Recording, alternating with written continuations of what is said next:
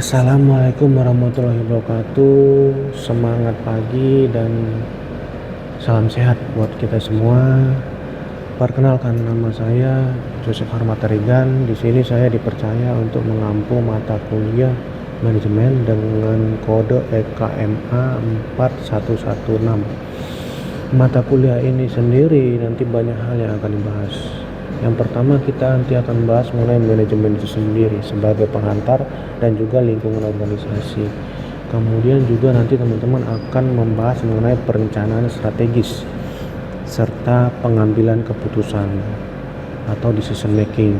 Kemudian tentu akan juga membahas mengenai pengorganisasian dan penyusunan staf. Dan tidak lupa, fungsi manajemen yang terpenting adalah pengendalian. Makanya kita juga akan bahas mengenai pengendalian. Kemudian akan dihubungkan dengan membahas mengenai motivasi, komunikasi, dan pengelolaan konflik, di mana motivasi dan komunikasi ini menjadi salah satu hal utama dalam pengelolaan konflik. Kemudian kita juga akan bahas mengenai kewirausahaan. Kewirausahaan tentu dihubungkan dengan apa? Tentu dihubungkan dengan yang namanya kreativitas. Apakah hanya cukup kreativitas? Tidak. Tentu akan dihubungkan dengan inovasi dalam suatu perusahaan dan ataupun dalam suatu organisasi. Karena ini menjadi suatu yang saling berhubungan, di mana kreativitas, kewirausahaan, dan juga inovasi. Setelah kita mempelajari itu, kita juga akan mempelajari yang namanya UMKM, usaha mikro kecil menengah, di mana ini akan saling berhubungan. Dan juga tentu di era digital ini kita juga akan belajar mengenai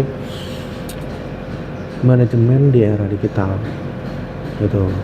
Kemudian dalam mata kuliah ini teman-teman mahasiswa diharapkan mampu untuk apa? Mampu untuk memahami ilmu-ilmu manajemen yang akan dikaitkan dengan globalisasi industri dan juga globalisasi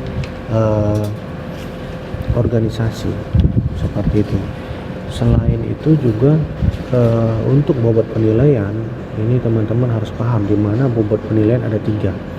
Ada tugas yang 50%, kemudian ada diskusi 30%, sisanya adalah absensi atau kehadiran itu sebanyak 20%. Jadi totalnya ada 100%.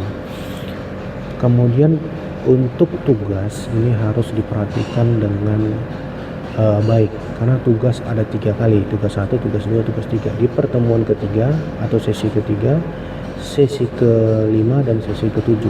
Jadi teman-teman harus mengerjakan karena ini bobotnya 50% gitu. Kalau ada revisi, silahkan dilakukan revisi agar ada penambahan nilai.